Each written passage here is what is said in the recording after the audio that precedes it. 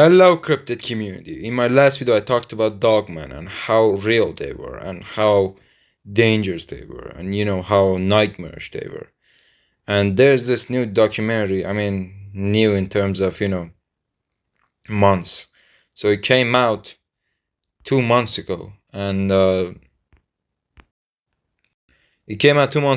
I have not watched it. I watched one of the, this is from a Small Town Monsters. Yes, it's from Small Town Monsters, and the Small Town Monsters is a certified channel. Very good. They literally went looking for Dogman in an area in Michigan with assault rifles. That was goated. That was very, very interesting to see. And they captured some really like out of this world footage. So you have to go and check their channel. So I've not watched this documentary yet, and it's a documentary made by the people who believe in these creatures. The government is never gonna admit to this, and they're never gonna show you the truth and talk about the truth about these creatures. So yeah, we gotta help each other, man. We gotta shine the light with our own torches. So yeah, let's watch this. I'm very excited. I just watched 1 minute. 1 minute. Anything after that, it's fresh for me. It's a fresh experience. So let's go.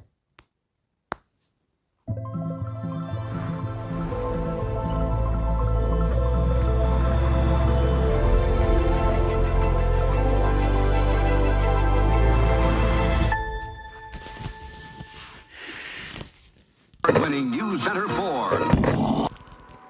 Whoa. Did you this? Man, they are doing a great job with the editing. I love it.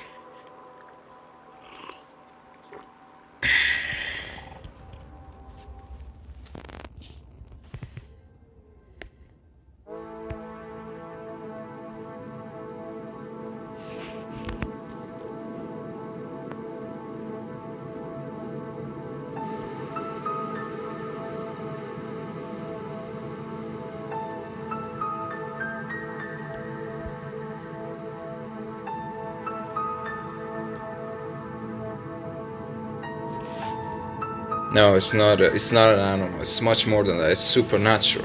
It's terrific.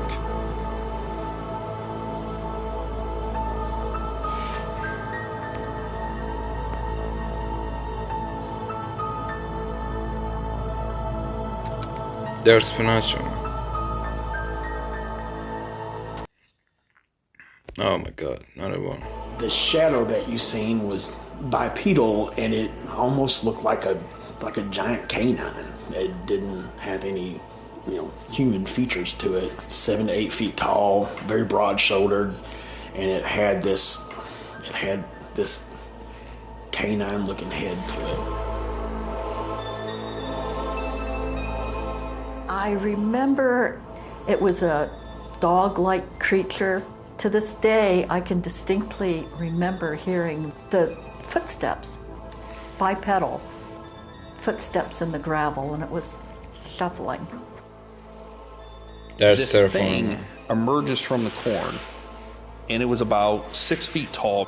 It had the head of a dog, high pointed ears, its shoulders were rolled, and its arms were long. And I remember it just turned its head like this and looked at me. Whoa. What is that formation? I've faced predators, most of your big game predators that you have in the States. These things don't act like that. You look in these things' eyes, these things look like they're trying to figure you out. They look like they're Great looking job, through you, Small trying to Town figure out what your Monsters. next move is. So they can Creating get an around it. atmosphere that you don't want to be trapped in. Been around predators my whole life, and I've never seen anything in my life act like that.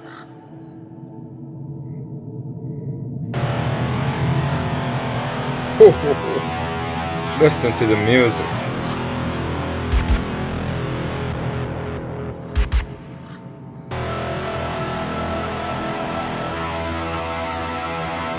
This is gonna take over the box office.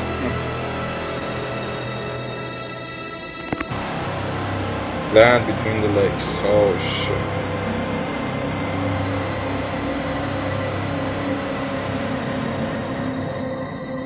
Perfect. Listen to this music. This music is made for this.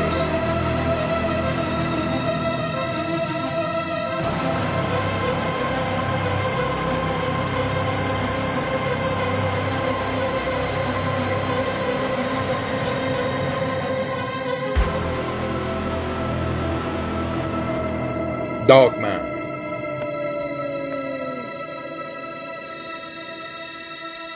I mean, I love the term werewolf more, but you know, it doesn't make sense.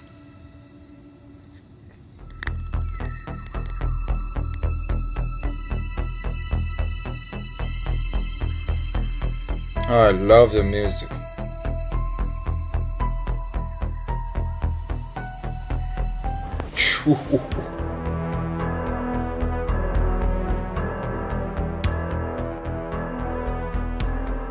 These things exist. So the history of werewolf and dogman sightings is ancient. We have to look at the Greek myths first to come up with the word lycanthropy. And from that time on, we have now had part of our vernacular the word lycanthrope. And the Greeks were very aware that werewolves existed. So when we look at the word werewolf as well, you know, the word wer, W-E-R, comes from the Middle Ages, and it simply means man. So you have a man wolf. We see also, even in the Viking culture, a few thousand years later, 2,000 years later, whenever they would dress in the furs those of times particular were filled animals with in which they legends. wanted to emulate. The name berserker comes from those that wore bear hides, but also there were the Vikings that wore the furs of a wolf, and they were called the drinkers of blood, because they believed that they were able to assume that animal's form, that animal's ferocity in battle. Sightings historically, I think, are often amalgamated with Bigfoot sightings, unfortunately, because we didn't really have the differential type of comparison and contrast with the dogmen. I think just up until recently, people are seeing what they call dogmen or werewolf more because now we have that as part of our language. But I think a lot of times when people were talking about being confronted by Bigfoot or encountering a Bigfoot that was acting aggressively, a lot of those reports that I'm looking at, I'm now thinking are more in the realm of the dogman werewolf sightings than a typical Bigfoot sighting. Bigfoot is not Dogman is a bit aggressive in nature because you hear so many stories of people that see it and it chases them out of an area or it bites them. There are multiple sightings up from here in the region where people just see it running across the trail, or it doesn't chase them, you know, they'll just see it. It's like every encounter you hear that they're described just a little bit different. People say, it looked like the werewolf from the movie Silver Bullet, or you'll hear somebody say, well, or the legs and the arms looked like a canine, or even the American Werewolf from London. It kind of had a coyote head, but it was much larger. You just have to listen to Dogman encounters. It's a little strange in that way. You hear a lot of different types. They all seem to differ in some little manner.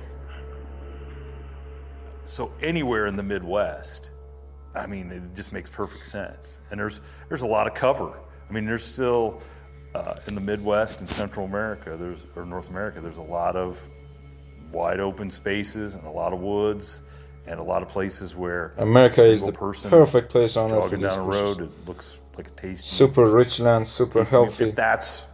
If that's what their intent is, or if their intent is just stay away from where we're guarded. We don't want you, we don't want you messing with what we're protecting. Oh, a hot spot. A hot spot. Bucyrus, as I understand, was founded in 1821. It was given the name Bucyrus by Colonel James Kilbourne. I don't know what his interest was in Bucyrus, but we're forever cursed with a name that nobody can pronounce. Yeah. Oh my God, not again. Nobody can pronounce. Yeah, it's been around a long time. Grew up here, yep, north of town, out in the country. It was a quiet existence growing up, because, I mean, Bucyrus is a small town, but I grew up very rural, like 9 miles outside of town. So, you know, we visited our grandparents in town, and it was a nice middle America, small town.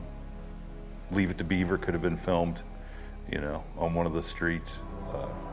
Just a nice place to grow up.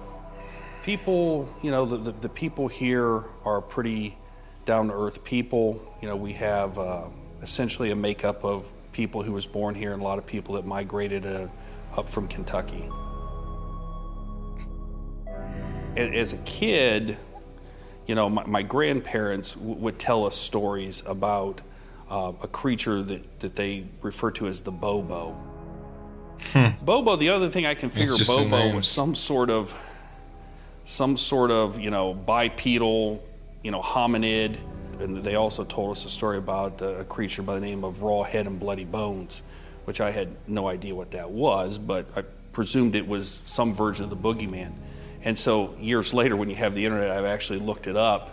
And my grandmother on my mother's side came from the Tennessee area in North Carolina, in that mountainous area there. And it turns out that Raw Head and Bloody Bones date all the way back at this to visual. 15th century England. Damn, man. And, you know, immigrants came over and the stories came over, and over the years, be careful going to the woods. These the visuals are are spectacular. Bones will get you, you know, things like that. My parents were no nonsense. My dad would have never even entertained the idea of a ghost or some sort of monster running around. It was a different time growing up in the 70s. People, especially in rural America, that was nonsense to them. So, I mean, there's no other way to put it. And probably my dad's solution would have been, hey, if there's a Dogman or Bigfoot out there, we'll just shoot it. You know, Werewolves were Lon Chaney Jr. on TV 8, and that's my reference to Werewolves was, you know, the werewolf, Lon Chaney Jr. with the torn plaid shirt and the flat face and running around grabbing women and running off with them. That's a man-wolf, or a wolf man, not a werewolf. Werewolf is a combination between man and wolf, not just a man with happened way lot back of in 1972 between Yellow Springs and Clifton.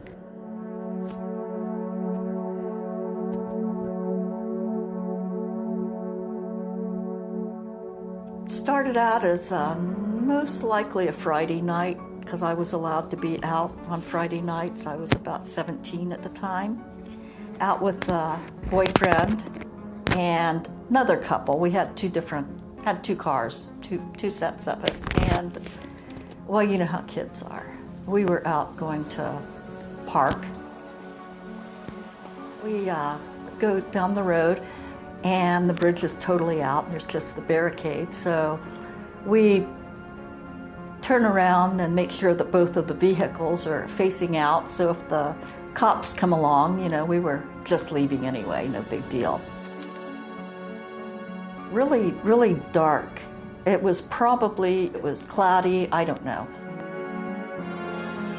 There were no leaves on the trees. Perfect music, man. But it wasn't real cold, so it was a perfect night Super to be fitting with standing the out and situation. laughing. I love this. I was leaning on the car with my boyfriend, nice muscle car back then. So I'm leaning, we're talking with the other couple who's leaning on their car. I don't know how long we'd been there, maybe 15, 20 minutes. There was gravel on the berm of the road.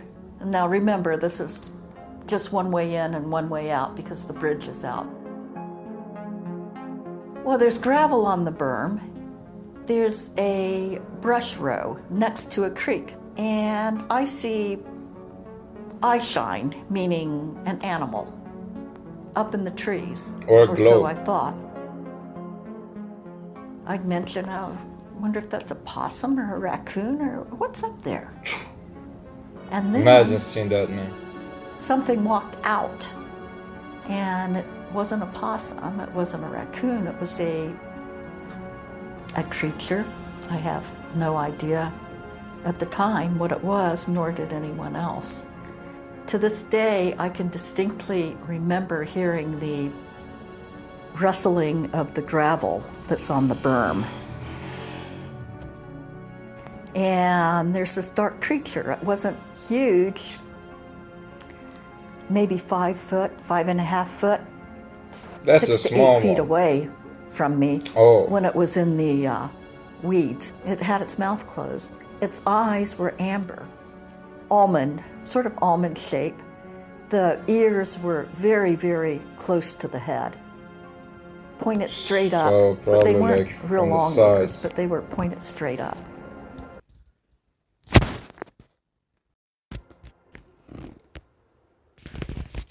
My belief it was August of 1985. At that time, there was a friend of the family and I was a high school athlete, and he had asked me if I wanted to get into a fitness program, a running program, to be in shape. I said, sure. So the plan was that I was going to go out and run 5 miles in the evening. I lived on State Route 4 North, 4381. At that time, really the only place for me to run was this little quiet side place road that just nobody, south of my house called Temple Road. was swarming. If my memory serves me correctly, I was going to try to get running at like 8 swarming o'clock, around me, and then I I would have, procrastinated, and this happened and that happened. I would have And run by the too, time I was because it's a actually very ready to go effective run, exercise it was dark. for I was building a country muscle boy, and losing fat. You know, I was never afraid of the dark, so going out But and I running don't down like the country road at dealing night with didn't bother people me at all. and all that. I left my house, it was probably a little after 9, and it had just gotten dark. But it was a very clear night. I mean, it was really clear, visibility was good. I start down Temple Road, and at that time, on the right-hand side, which would be the north side of the road, there was corn. On the left side, which would be the south side of Temple Road, it was all beans. And it stayed like that all the way for 1 mile. So I made it down the State Route 19, and I was on my way back, and as I approached Flickinger Road on the way back, which meant that I had 1 mile to go, I got this weird feeling. It's this kind of feeling that you know something's wrong, you know something's watching you, and I felt like it was coming from those woods. So I stopped. I don't know why I stopped, but I stopped, and I looked into the woods, and I didn't see anything. I didn't hear anything, I didn't see anything. As I was about to start running again, in the cornfield, I see the corn start moving. Oh shit! Whatever it was, It's moving through the it field. was really big, because a lot of corn was moving. I mean, a lot of corn was moving. And then all of a sudden it stopped. And I thought, wow, that's strange. And so I said, well, I'm going to get out of here. So I take off running. And when I took off running, whatever was in the corn takes off running too.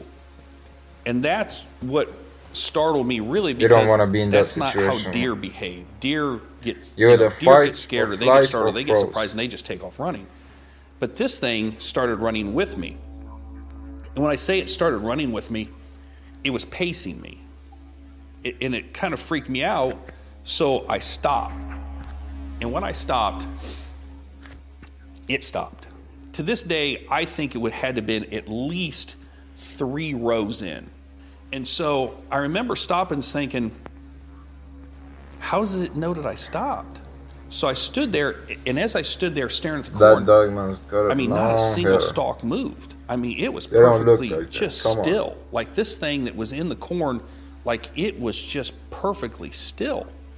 And I don't know how long I stood there, but it spooked me. And not knowing what it was, I said, I'm taking off. So, and when I took off, it takes off simultaneously. And it's There's pacing. no way out of And this I start one. running faster, and it starts running faster. I realize this thing's stalking me. Whatever's in the corn. I realize when I get to Route 4, I'm going to have to turn left to go home. And I'm just, assuming this thing stays in the corn, assuming it did. When I get to Route 4 and I turn left to go home, I'm going to run right into it. I'm going to intersect with it. And one of my best friends who lived just down the road from me, he was to the right. So my thought is, okay, I'm not going to turn left and go home because I don't want to intersect with this thing. So I'm going to cut right. So I made up my mind I was just going to stay on the road. And when I get to Route 4, I'm going to cut right and I'm going to run to his house. So I realized that as I'm going to get there, I'm going to run out of corn. So whatever's in this corn is going to come out before I actually get to Route 4. So I told myself, don't look. And the reason why I said in my mind, don't look, because I had no idea what it was. And part of me thought, you didn't want to know. If I looked, I might freeze up. I'm coming to the end of the corn. And I looked. I couldn't help myself. I could not help myself. You should have looked. As I'm running, I kind of turned my body like this to kind of like side shuffle. And that's when I saw it. This thing emerges from the corn. And it was about 6 feet tall because that's how tall the corn was. And it had the head of a dog, high pointed ears, huge. And its shoulders were rolled like this, like it had like terrible posture, like a person with terrible posture. Its shoulders were rolled and its arms were long. And I remember it just turned its head like this and looked at me. I saw its head, I saw the ears. Could I tell you what color its fur was? No. It could have been real dark gray, it could have been black, it could have been dark brown. I can't tell you what color the fur was for sure. It just gave a The side interesting thing is when I saw it, I didn't immediately think werewolf.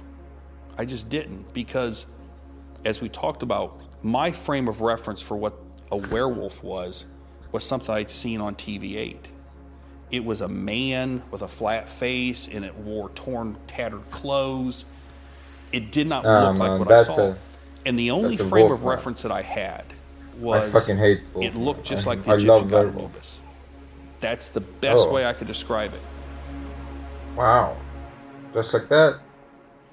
There was almost a crackling feeling. The hair on the back of my neck stood up. Almost like a static electricity maybe. Oh no. Static electricity maybe. And I suppose that's a sixth sense saying it's time to leave. I don't know whose voice it was, and I hear, "Let's go now." I run around and... Somebody speak to you in your mind? The creature, it didn't move like a human. Maybe it moved like a dog that's walking on its hind legs. It almost moved kangaroo-like. Like the legs were bent the wrong way. That's sort of freakier than about anything, is to see something that your mind does not want to grasp, and it's on two legs. That is it abnormal. Kind of does a hop-skipping motion. Not very many feet. It you don't want to have to, which was no big deal. go through so the thoughts that come to your mind, that come to, and I could see it out of my periphery. And it followed me as I ran around. I managed to get into my passenger side. And as he pulls off, because there was so much gravel, the gravel was spinning some, and it was running alongside of the car, looking at me, straight in the eye. It's really hard to explain unless you've ever had something that maybe can't be explained, that's happened to you. I simply focused on the eyes and its movement because its movement was so unusual to me. I really can't say how many feet. Imagine realizing you cannot escape it. You cannot get away from it. Like, wow, man. That was... But I sort of felt in danger. I wasn't terrified. So sad. Because nothing was going into my head the way it should. I guess that's what happens when you encounter something that you have no parameters for what it is. And when I saw it, I did kind of pause. I didn't freeze, but I did kind of pause. And I looked at it. What the like hell I is said, that? There's weeds, wildflowers, and other stuff that runs right up to the corn. So all I could see was from like thigh down. So I don't know what its feet look like. I don't know what its knees look like or anything like that. But I saw its torso. But when it turned and looked at me, it just looked like it had this massive chest. So I take off across Route 4. So I'm gunning it as fast as I can. This thing has dropped to all fours and is chasing me. As I'm getting closer to my buddy's house, I knew that they had an in-ground pool and they had a fence around, a chain link fence. But as I'm getting closer, I look and I see the gate shut. I was like, oh, hell no. And I know if this thing is following me, my only option is I'm just gonna have to jump the fence. So I jump and I throw my feet up, like in the air, like the old Fallsbury flop, high jump. And I put my hand on the top of the fence and it was scalloped. I remember this. It had those, you know, the scallops. And I pushed it down, and when I did, and then it popped back up, it just slashed me right across my side. I land in like a stumbling motion, and I just dive headfirst into the pool. And I'm blowing out my breath, and I'm going down, and I can feel like and you're bleeding. Sliding down because the pool was 10 feet. The water is gonna turn red. I'm sliding down. Dogman. I blow all the air out, and I get to the bottom. Loves to see and the I side of somehow that. pinch my nose, and I look up, and I'm fully expecting to see this thing with the rolled shoulders and the dog head and the big chest sitting on the side of the pool. But it seemed like a long time I was on the bottom of the pool, and I'm looking up, and I'm looking up, and I don't see anything. So I'm like, oh, thank God. I climb up out of the pool, and I run, and I rip that door open as hard as I can. And my buddy was sitting there. He screams, and I scream, and I slam the door. And I remember screaming, turn the lights out, turn the lights out. And he has no idea what's going on. So we turn the lights out, and I'm just looking out the windows. I'm looking out the windows, thinking, is this thing out there? The next night, I played cards with guys on the basketball team, and I told them the story, but I did not tell them what I saw. I vividly remember the next night, we were at a friend's house. So we're all out in the garage, outside playing cards. It was a bunch of us guys that went to high school together. And he's telling this story about outrunning and having something pacing him in the cornfield. We were all teammates, and what teammates do is we give each other a bunch of crap. He probably already got enough crap from us as it was, so he didn't want to get any more. And you don't want to be called crazy, you know. But he did tell us the story. I remember the story, and he's asking, what do you guys think this was? And nobody had an answer. When I did the research, I found out that on Flickinger Road, that just down on Flickinger Road is at least 2 Indian burial grounds. So that made me start thinking in a totally different way than what I'd always thought. For years, I had thought this is a flesh and blood creature, that it's wolf-like or dog-like, and no one has seen it's supernatural. Really it's both fast, flesh and blood really and smart, supernatural. really stealthy. Now my mindset has switched to I think these are supernatural creatures. Yeah, supernatural, absolutely. That's my opinion. They can I turn revisited into folks. where they this can happened about a turn year and a into half shadows. ago. I hadn't been back. They are in nuts. Those many years. Otherworldly. I found out there's Indian mounds there, Adena Indians, which There has to be a connection. were very common in this I've part heard of this Ohio. too, so much. I've read where your Maybe a Dogman, curse. for some reason, are found Or maybe a seen conjuration or frequently where there's Indian mounds. So I don't know. I don't know what to say to that. If you believe the aspect of a dogman werewolf creature being more supernatural than natural, you can't hardly go anywhere here and not have a Native American settlement. It just lends itself to that angle of these creatures being, you know, the guardians of the Native American burial mounds or grounds. Damn. Yeah, makes perfect sense, man. My name's Adam Davis, and after personal experiences initially with Dogman, I've been a researcher since officially since about 2005.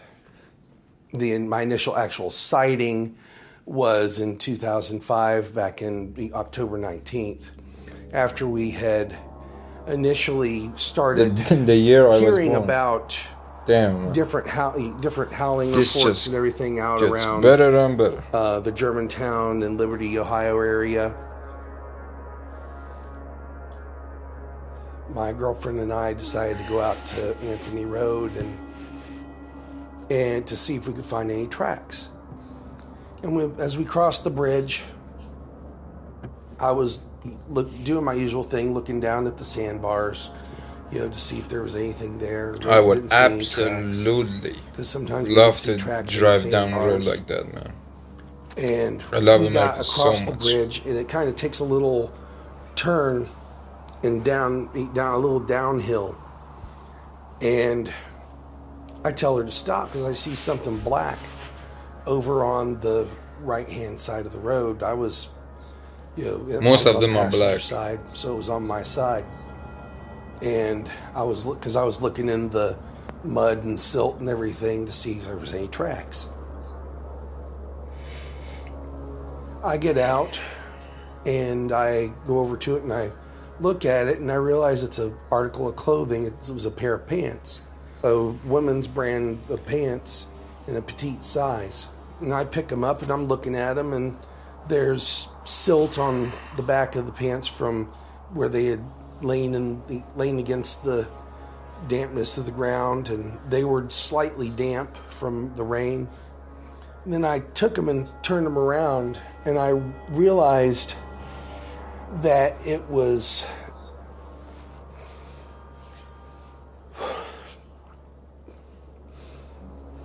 that the front of the pants were just like totally shredded.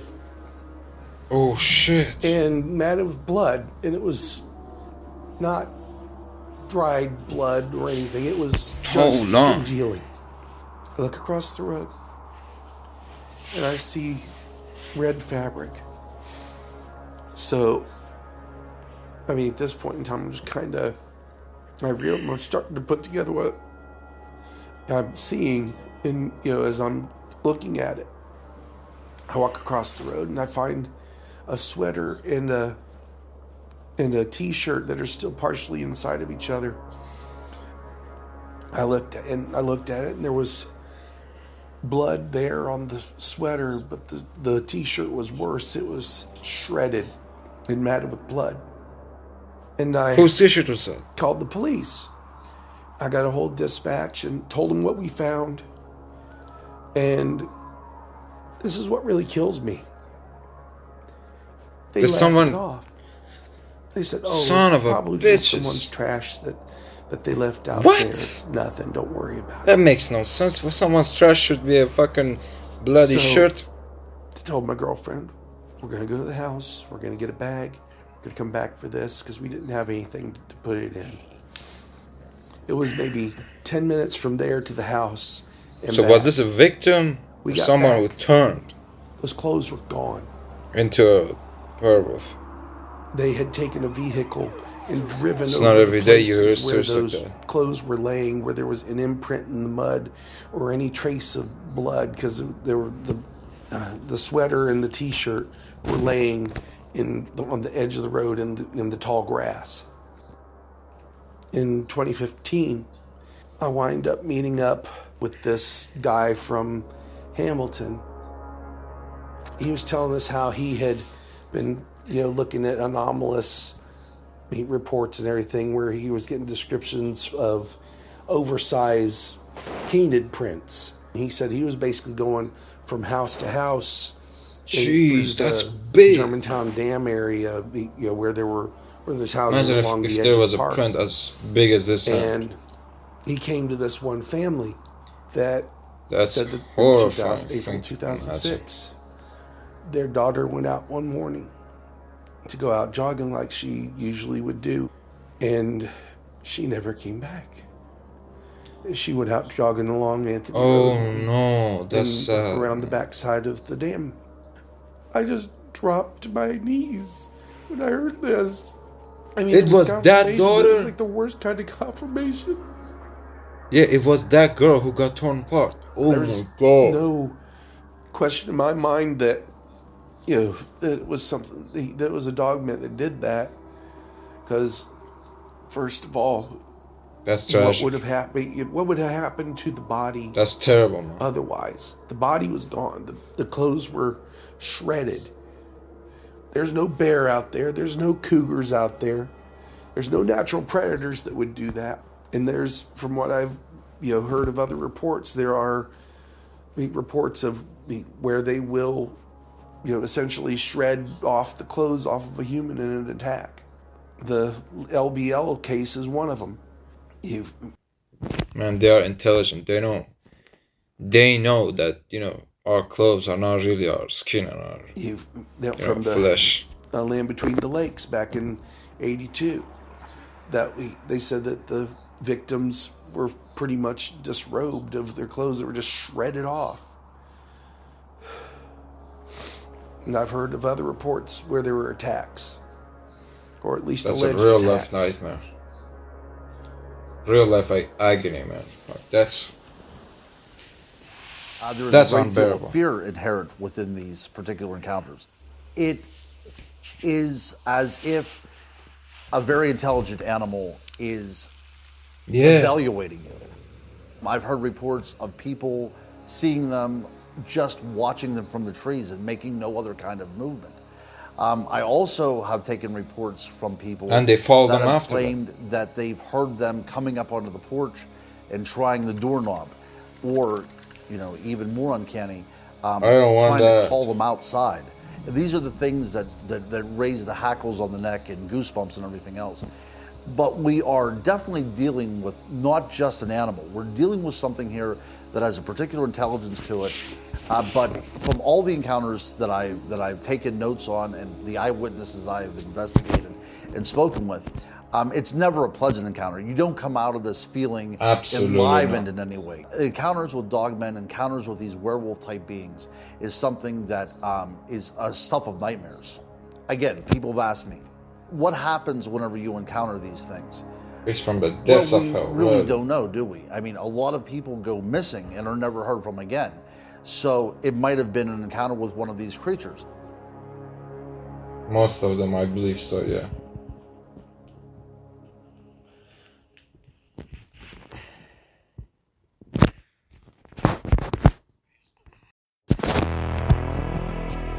Kentucky. Gotta call Kentucky ballistics for these creatures.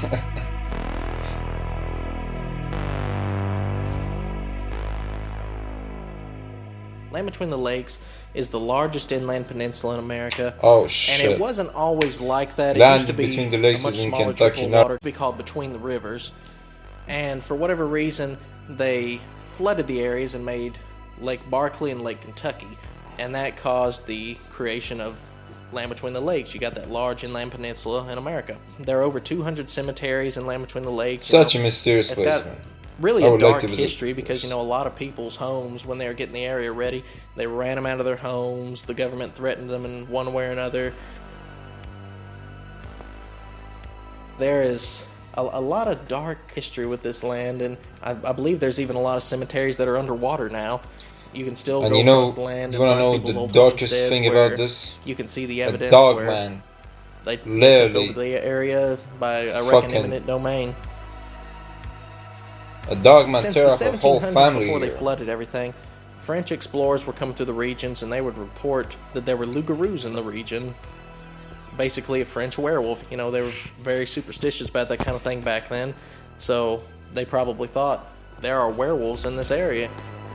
A dogman did a mass killing here. Of all the So Native terrifying. American history here, I don't know of all the tribes that were here, but there is a legend of the Shawnee tribes that there was a Shawnee medicine man in the region who was a skinwalker, and they blamed him for some of the werewolf incidents, something of that nature. What is so interesting about this particular area is this was the area for the woodland Indians. There was a wolf cult, part of that culture at one time, maybe as early as 1300. There's instances of mounds being uncovered where the entombed person was made to appear as if it were an amalgamation of man and wolf. One particular tomb had the body wrapped in furs, and the jaw was actually dislocated and some of the teeth were removed in order to place a wolf snout over it. What was going on in this area is these people really are kind of sick. strange. God damn it. Whenever you talk about this assuming of man and wolf at the same time, because these mounds in which this culture was a part of is very near to Defiance, Ohio, very near to Elkhorn, Wisconsin, and also very close to the area of land between the lakes as well. It's always seemed like Dogman is a bit aggressive in nature because you hear so many stories of people that see it and it chases them out of an area. But there are multiple sightings up from here in the region where people just see it running across the trail, or it doesn't chase them, you know, they'll just see it. It seems to be there's a physical creature of some kind, you know. We find footprints in the region. A gentleman seen a mother dogman and pups run across the road. So there seems to be some kind of biological animal in the region. Everything that we can find, you know, you have families that are physically attacked and people that come up missing, people supposedly eaten upon. It's alive, it's aggressive, it needs to eat. And it eats with pleasure. Like, seriously. We had This just thing is moved. evil. I was married at the time, and my now ex-wife. We had moved into this little trailer out in the country. We were freshly married, engaged, getting ready to get married at the time. We got married right as we moved in, so it was our first place together. Moved in, it was peaceful and affordable, and we were young and poor and didn't have a lot of money then, so it was in our budget. And we had never had any inkling going in there. There was none of that feeling when we were looking at the place. So, I mean, there was... Oh my god, man. Alright, load it, let's roll it. It's not rolling yet, god damn.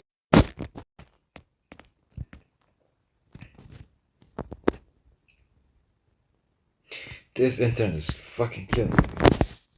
I wish I was in America so I didn't need a fucking VPN. You sons of... Alright.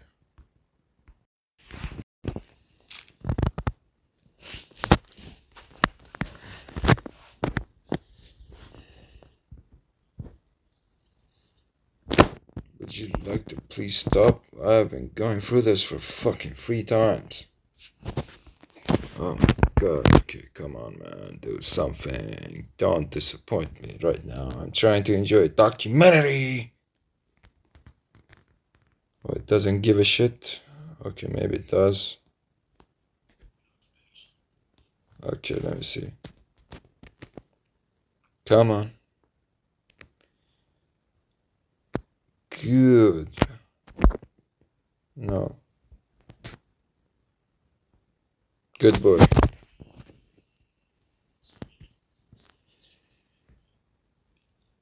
Okay. Hold on. I'm gonna return with a solid solution. During the day, it was very peaceful and serene, very rural country setting. At night, from the time the sun went down, from dusk until about 4 a.m., there was just this different vibe. And we would feel this different... You would just walk outside and it would just initiate this extreme instant fight or flight response. Mostly flight. Yep. There was no fight in it. You didn't want to be out there. Then unless you have a go into 50 caliber or RPG. Start hearing noises and scratches outside the house. You would see from the old cemetery in Homestead, which was next to there was a cemetery nearby. We started seeing red glowing eyes, and they would be 7 to 8 feet in the air. And the shadow that you seen was bipedal, and it almost looked like a a giant canine. It didn't have any, human features to it, and 7 to 8 feet tall, very broad-shouldered, and it had this canine-looking head to it. It didn't. Yep. It looked like a giant dog, and it's the very first time that I heard anything. We had gone grocery shopping on Friday night, gone out to eat, come home, put everything away, went to bed, and we were laying in bed, and this breaking of claws was going on right outside the side of the house in the bedroom. They love to traumatize people, man. They really enjoy it. We just wrote it out and let it go. Sons of and we went out terrible creatures, man. And terrible. From the area you could hear the noise from was probably 7 to 8 feet up off the ground. And they need to face some consequences. There were no claw consequences. marks or anything, but we heard definite raking of claws the whole night long. And then shortly after that, definite raking of claws the whole night long. And then shortly after that, we were in the kitchen and noticed the glowing eyes in the woods. And then we stepped out on the front to look, and you could just see it sitting there watching and just observing us. And it would just do that every once in a while. The most common thing that it did all the time was this Look at this eerie footage. It just inundated your senses with instant fight or flight, and you could tell when the sun went down to about 4 a.m. you just dealt with that. And if you went outside the house, it just overwhelmed you. It's the most intense thing I've ever experienced in my life. It didn't do this every night. It's be too gone for a few fantastical days, and to then be it would come back. real, what it is. And I don't know if we were just on part of its route and that whole area was its territory. But every time we saw the eyes, it was always in the old homestead at the old family cemetery is where it always was. What the hell was it doing there? Chewing up bones? Then she would see things. And I traveled for work, which I mostly do, and she had things happen while I was at work, and it was to the point where she was like, we have to move. I can't do this anymore. So that's when we decided to go. It was extremely peaceful. Other than that, we didn't have anything, and that was the only. Well, that was the only thing that it took, really. Like, what else? What else could disturb the peace? That was the only thing that could disturb it to this extent. Issues we had the whole time we were there, but I mean, we lived there 6 months, and it made us leave. It was very odd. It was almost like it had this ability to where it was kind of real and then kind of spiritual. Like it had some physical attributes to it, but the rest of it seemed very, very supernatural and paranormal.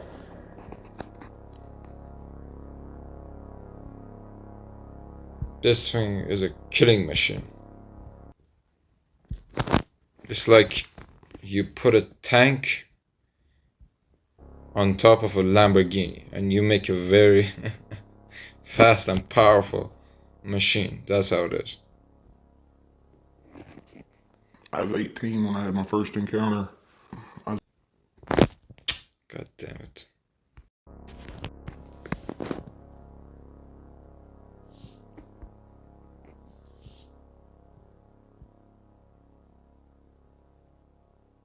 I was 18 when I had my first encounter. Understandable, very understandable. I was in the Bell City Swamp. I used to coon hunt a lot.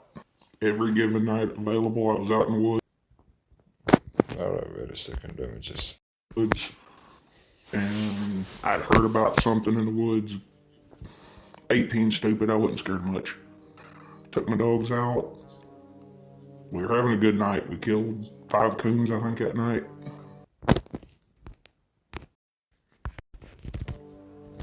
We treated a bobcat, just got off it. Went deeper about 1 in the morning. I should have known. We didn't hear deer, we didn't see deer, we didn't hear crickets. That's all signs of big predators in the area. I should have known. I had 2 dogs come back out of 3, and when I say 2 come back, they hauled past me and didn't slow down. Oh my fucking god, bro. I'm so cursed that I cannot even fucking watch a YouTube video without fucking interruptions. Oh my god. Alright, hopefully we'll...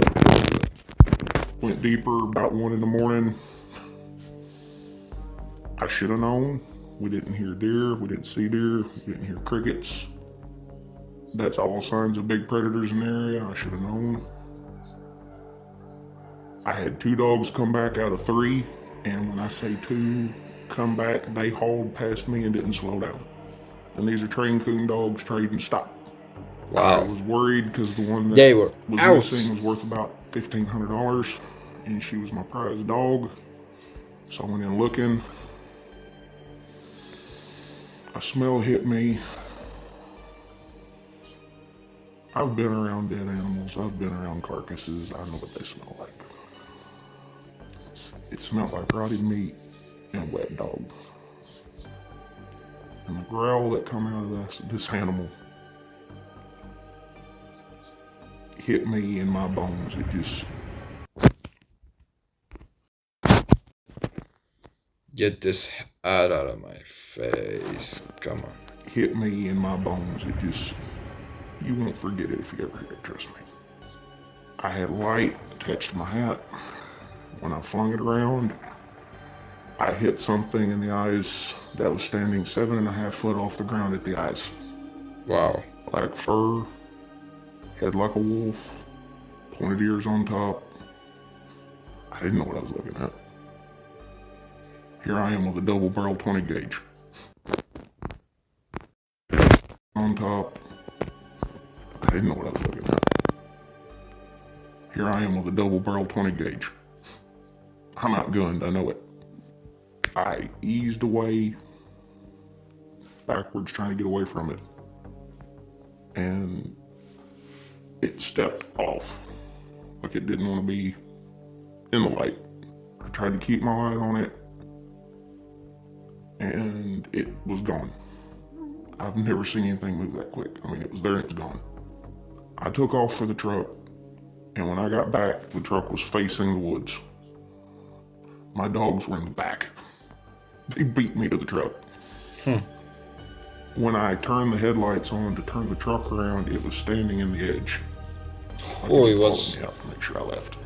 I've been around enough animals to know if it's got claws and it's got teeth shaped like that, it don't eat plants. It's got big canine teeth and it's got big sharp claws, it don't go around munching on blackberries. My blue tick coon hound, all we found of her was a bloody collar. And it was cut in 3 places and it was a solid leather strap. 2 years ago, the last encounter I had and the one that literally made me sell my dogs and quit coon hunting was... Dad called me, I want you to train a couple pups. No problem, I've done it all my life. Done. Okay, bring them over. We'll go running, I'll run them tonight. We started out, I had old black and tan and old the training turned into full-on Dad had these 2 survival. little pups. Dad didn't want to go that night. I said, that's fine, I'll take them. Started out great. I mean, Bella hit my black and tan. She hit a trail. I mean, just, we're off. Little pups trailing. Every ball. The little bitty old red bone daddy had drug up a section of horse jaw, I'm guessing 6 to 8 inches. Had teeth in it. Whoa. I thought that was kind of funny. We ain't been over no fence. You know, pup took off that way again, so I followed him. I come up on... Not again. You know, pup took off that way again, so I followed him. I come up on... I think it was a whole skeleton. The bones were chewed up and mutilated. I could make out a skull, the pelvis, some ribs, and the femurs. And the skull was in about 33, 34 pieces. That put me on alert. Wow. But who the hell did that? predators What the tear hell up did bones. No big deal. Coyotes chew them up. Squirrels chew them. Calcium. Pups wouldn't listen. I wanted to go back. I was about tired for the night anyways. They didn't want to quit. My big dog was still on the trail. She wouldn't cut off. So I had to go in a little in farther. And the farther I went, the more bones I found. And I come up on the pups, and they were just laying on the ground. Flat, just... It was whimpering, wouldn't move. Hunting ground. Bella was between me and something in front of me. Growling, bristled up, snarling, acting like I've never seen her act. The growl that I heard that night, it was like you could feel it. It was one of those that came from its gut. Yep. Vibras for your whole body.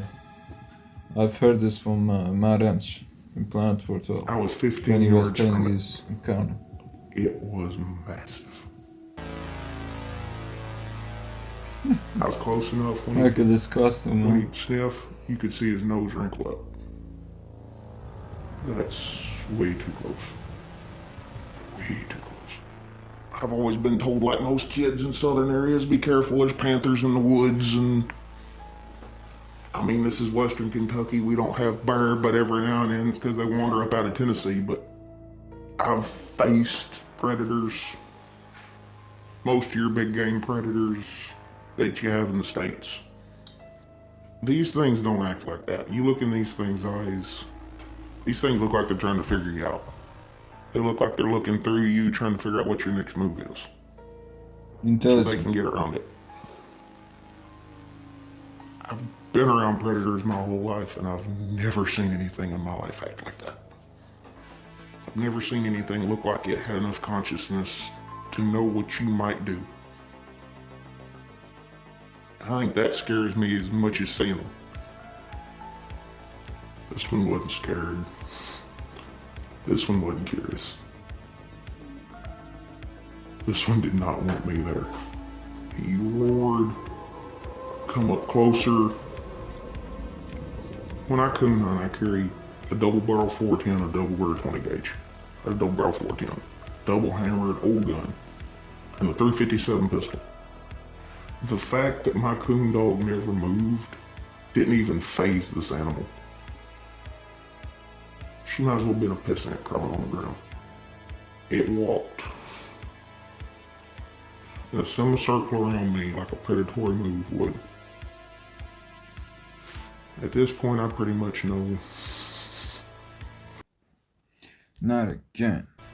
Game over. I'm done. It got 3/4 of the way around me. Are you fucking serious? I just tested this. Oh my god, you gotta be joking. It got 3/4 of the way around me.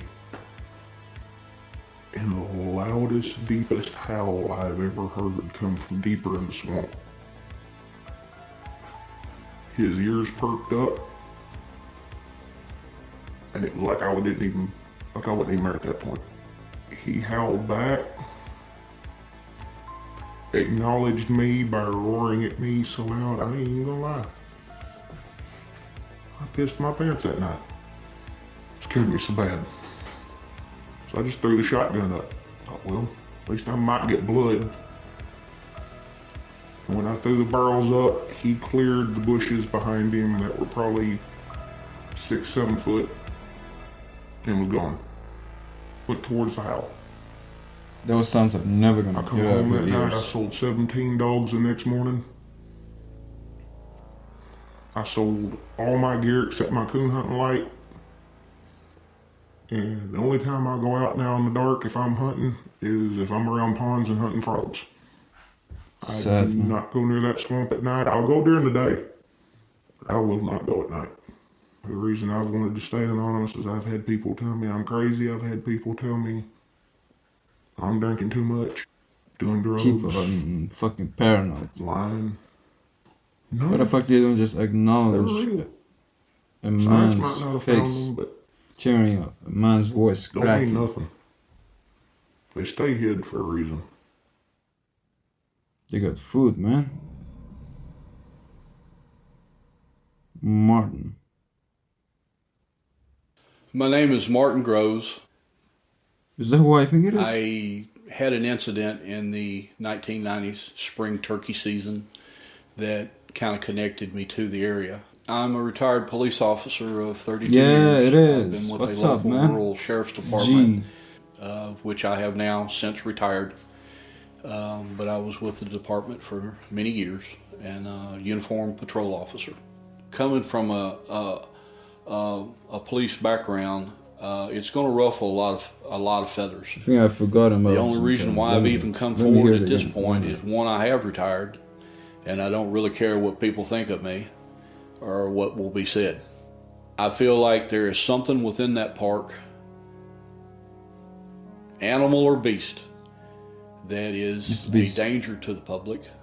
I was told that this would be very detrimental to any tourism and to anything that any public reports coming out that there was any kind of animals eating people or attacking people within the park. And there has been a long time standing unwritten rule that they control the reports that come outside the parks that come outside because of this reason.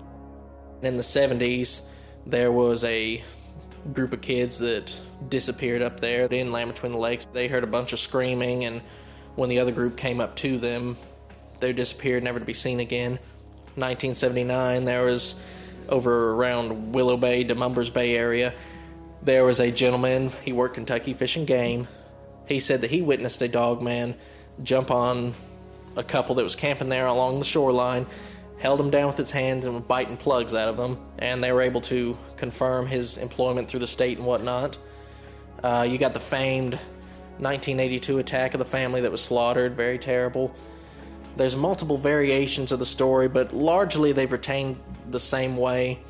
So that story, boiled down to its most basic form, is a family of four came down to Land Between the Lakes. They were either in a travel trailer or an RV, I heard that the military and they went came there down and to killed do some camping up at the northern end of Land Between the Lakes. While they were, I guess, getting set up and everything ready, a dogman came up and literally slaughtered the family. In brute fashion. Just dispatched them in a grisly manner. People came back through, cops, the government in some form, hikers, and they found the family dead. They found 3 bodies, but they couldn't find the little girl anywhere. There's a little girl along with them. And they eventually found her either up in the top of a tree or somewhere about 100 feet away from the RV. There's a little bit of contention on that. Sheesh. It's become a famous story of the region now, almost teetering on urban legend. And you can even find evidence that it happened, because the spot where it allegedly took place, you can find where the light poles are cut even to the ground. You can find the old RV slips. You can find the old foundations for the bathhouses. Something seemed to have taken place there. You can find the boundary stakes. It really looks like something happened, and then some government crew or the park came in, tore it all up, and let nature retake itself. You can tell that for some reason they wanted to do away with this area, and that's the most famous story from up there. The next famous would probably be there was a bow hunter up there whose body was found dead, and I haven't found them yet, but supposedly there are documents showing he was found in the park, he was dead. It was all factual. When they found his body in a soybean field over around where we camp a lot, Dark Hollow, his body was fed upon. Fuck. I'm going to be very respectful because of the family that suffered a loss. A hunter was killed and was mauled to death. By the official report says it was a unknown animal, unknown species. The reports that I have read and what I have been told is that the animal was either a cougar or a bear that had ripped the man out of his tent and had consumed him and pulled his body. Bear or cougar? How much are you gonna use that term, man? That's boring, okay? And it doesn't make sense, and it's not real. It's Dogman, werewolf, yeah, mythological creatures. 300 to 400 yards away from the tent. It is my belief that I actually had met this man the day before while I was out and was scouting. And I do not know if it was or not. I do know that the man that I met was in the same immediate area, and I observed his pickup truck. And it's just too many indications to me that I believe that the man that I met. That's so sad, realizing that the man that you met literally got killed the day after. God damn, man. Is the same man that was pulled out of his tent and eaten. One of the common things when you're researching Dogman, and it's strange, toward the northern end of the parks where they're at, you'll find Dogman activity. But to the southern end, you'll find Bigfoot they're activity. mostly in the Dogman northeast. in the north, Bigfoot in the south. And northwest. So it does seem in some ways there is a territorial aspect to it. I don't know, it could be hungry, aggressive predator, it could be territory. There's a lot of factors that could be at play.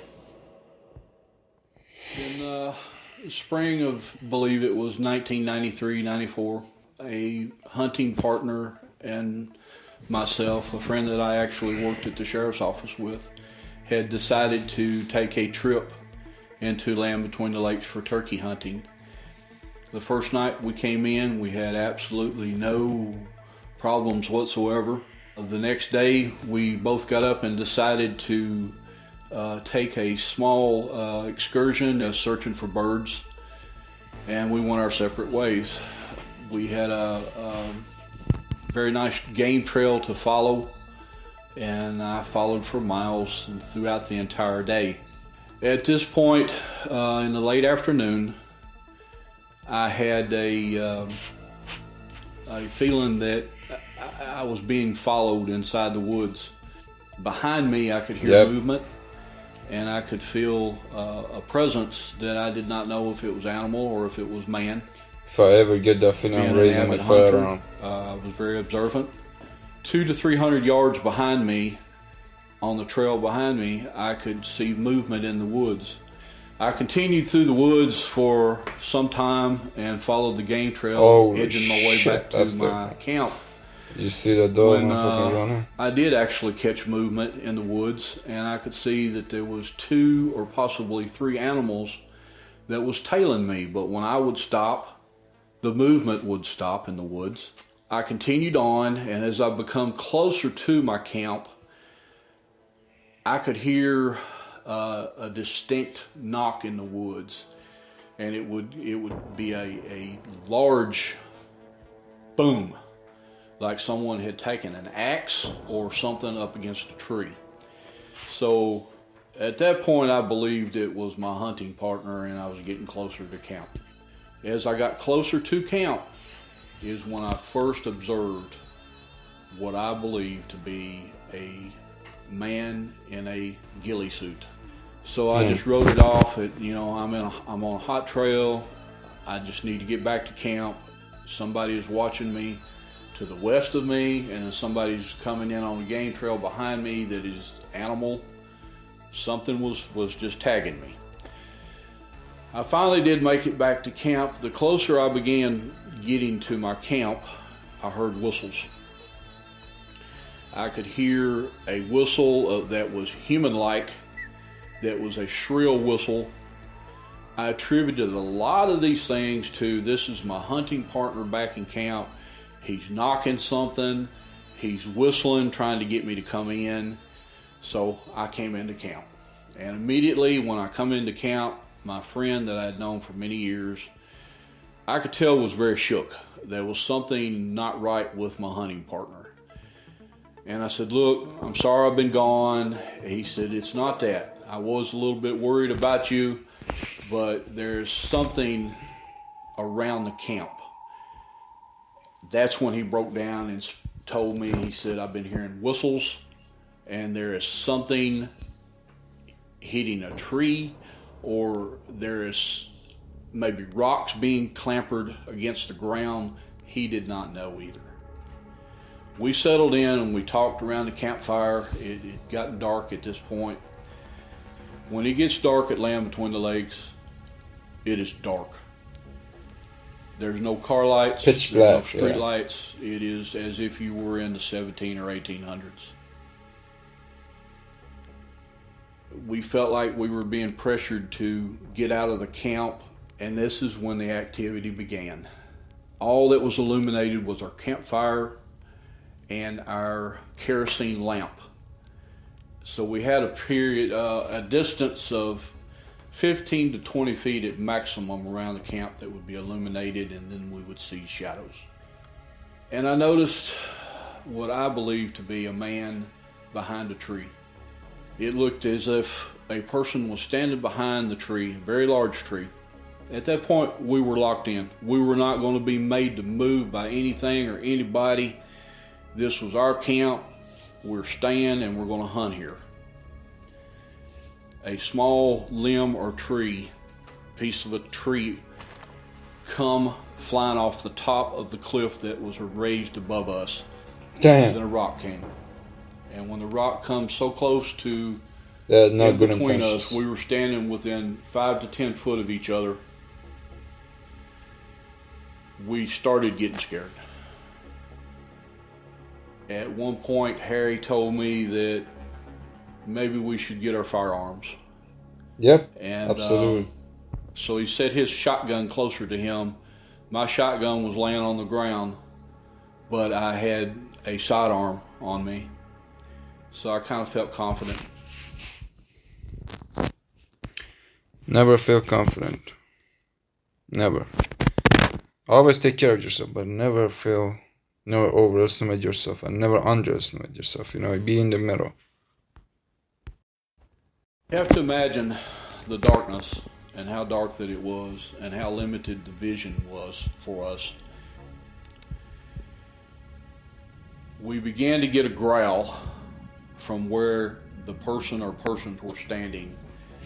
The growl was so intense that it vibrated in my chest and within my partner's chest. Yeah. It was like a vibration. It was not like a growl I had ever heard in my life from I've been around bears, I've been around pigs, charging boars. I've been around all different kinds of animals. This was a growl like I had never heard. All of my life, I've been trained not to be afraid. I've been trained to attack anything that comes into vision if you perceive it to be a danger. I could not do anything. It was if I was a child and I was 5 years old and I was scared of a monster in the dark. And it is a monster. Yeah. I noticed that my partner was totally frozen. He was not moving. He was breathing fast. At one point I seen his shoulder slump and he was not feeling well. All time had frozen. Everything had just like it had become still. And it was just a low, intense feeling that I had. Out of the left side of my peripheral vision, that's right there, supernatural. I saw movement. At this point, I made a physical move, and once I took a step, I felt like I just gained like my freedom.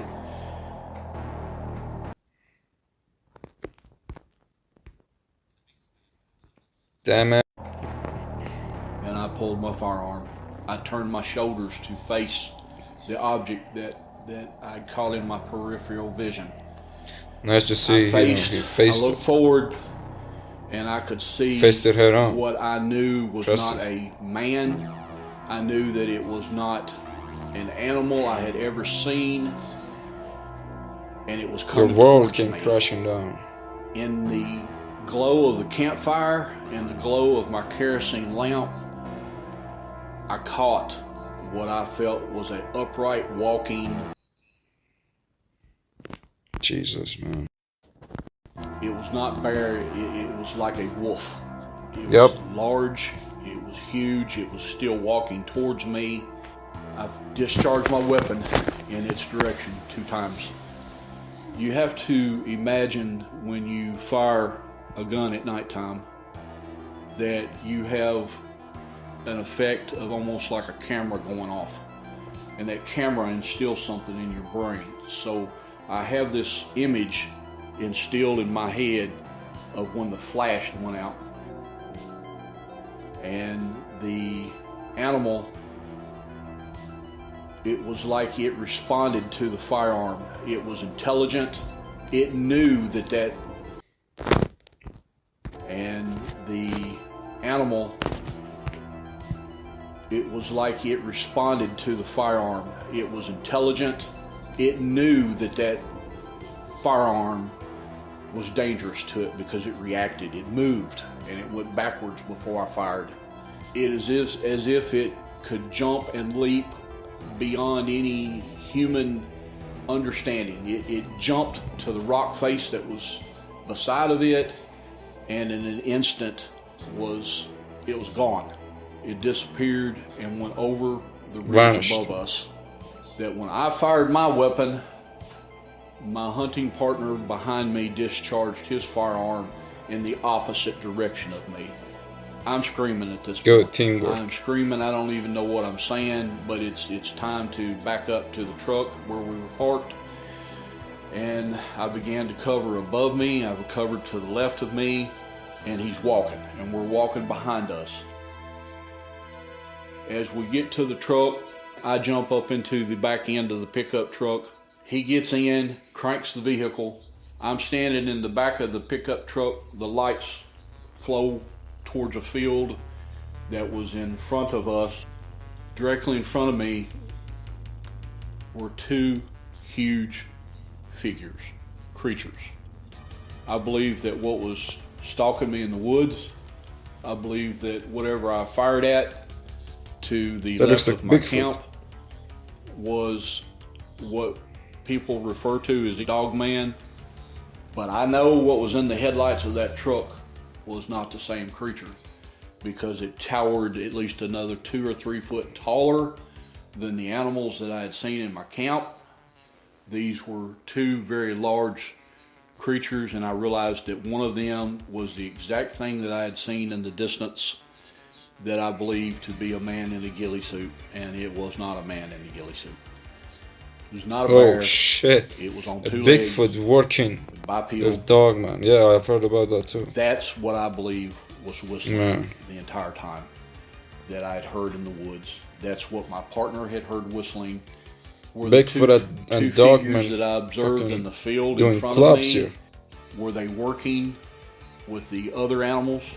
I just say the words. Were they working with the Dogman? Were they guiding the Dogman? Or were the two large creatures there to protect me? I do not know. My partner fires up the pickup truck, they were gonna and attack we you. speed out of the area. As I turn around behind me, something was tearing our camp completely to pieces. Oh shit.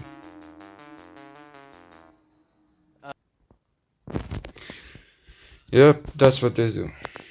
Once they've nicknamed it Stonefoot, and we even Good have name. found Bigfoot tracks up toward the north, close to around the site where the family was attacked. So they are in the park. We stopped and we attempted to report what took place with us. And we were told that we had overreacted, that we had observed what they said was a rogue bear. There are things that I will not say on camera. People How can that they I've say spoken this? with over the years. You have to understand that the law enforcement field is a tight brethren. There is a unwritten rule that you will not talk of anything coming out of the park. I mean, these guys have pensions. These guys have family. Can you imagine working for somewhere for 20 or 30 years and you're called into the office and you're told that due to the fact you spoke in public about an incident that took place, that you're fired? I believe it's entirely possible that they cover stuff like that. What There's a a lot of abysmal money fucking if law people learned that enforcement. there was something that looked like a werewolf wandering through the park, or possibly even Bigfoot. They'd lose a lot of money. So if one person disappears or a few people, They only wouldn't it think be for their for own them, wouldn't it be the most benefit. profitable decision to just cover it up and make it look like something never happened? Yeah, they At this just, point, there are care many about their people own that profit. have went missing or have come up, they've been found dead within the park. And this is a phenomenon that's not contained to... They need to be put down. lakes. Those This creatures is need to taking be put place in a down. lot of our national parks. If it is It's a possible. very scary thought that the general public is, To a certain extent, the general public is unarmed when they enter these parks. They should be unable armed. to defend themselves against anything, man or beast. From all the encounters that I've talked to people with, it's just not simply encountering an animal out there. There are earth lights often attached to these sightings. There are feelings of dread associated with this. In my opinion, what we are dealing with here is not a human simply shape-shifting into an animal, or some sort of uncatalogued creature that is roaming the wilds of America that is yet to be categorized by science. I think there is something here that is far beyond our knowledge. It appears as if these creatures are coming from another source, and they bleed into our world, or we bleed into their world, or what have you. There almost has to be an unspoken agreement between the person that is witnessing these creatures and the creatures themselves. It seems there's some sort of exchange of energy going on, and for these things to manifest themselves, they would need your energy to feed off, to make almost a circuit in which everything is fired up, and then these things can then appear and manifest within our reality.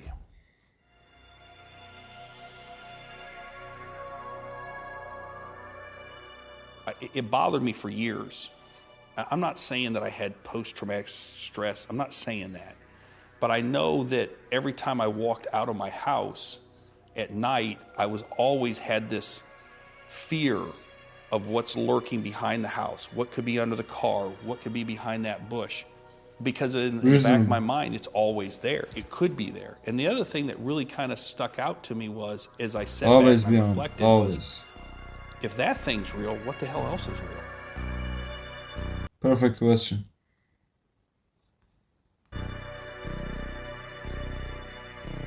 I didn't let it control my life, and as a matter of fact, I kind of swept it into the back recesses of my mind. And now and again it would come up. I get the pinpricks in the back of my neck, and I think I'm just too much imagination.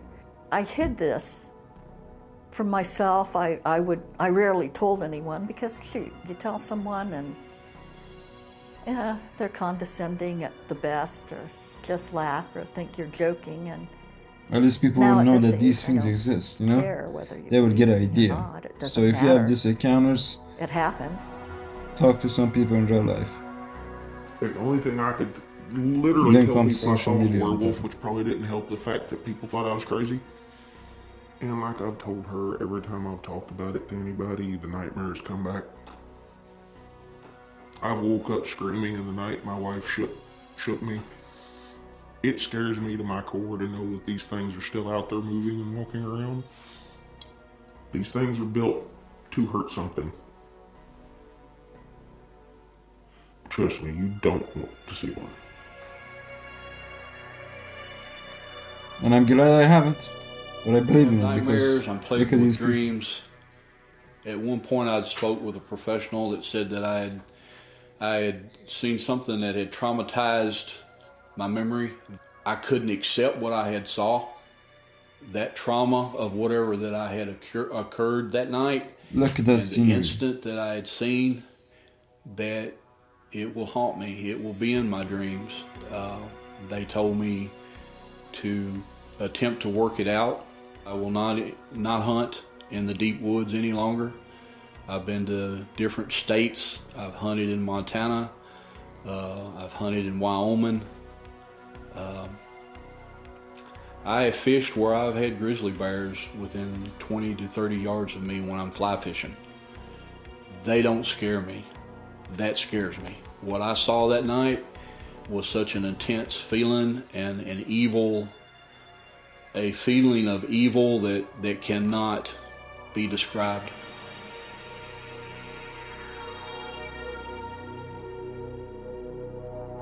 Perfect, man.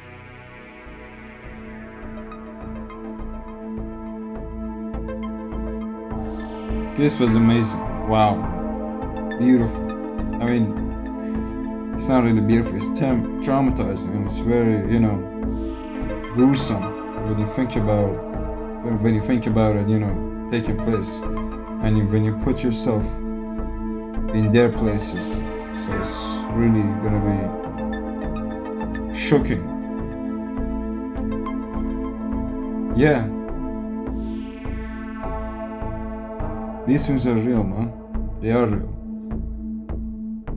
And a better place to, and a place, I mean, the best place to know about people's encounters is Dogman Encounters, hosted by Vic Conniff. That guy, like, has been, look at music popping off. That guy has been in the field, I mean, not in the field, he has been publishing people's experiences for more than 10 years now. So, if you want proof, it's out there. You just don't want to accept it. But you have to accept it. Because it's around you. And it exists. Thank you.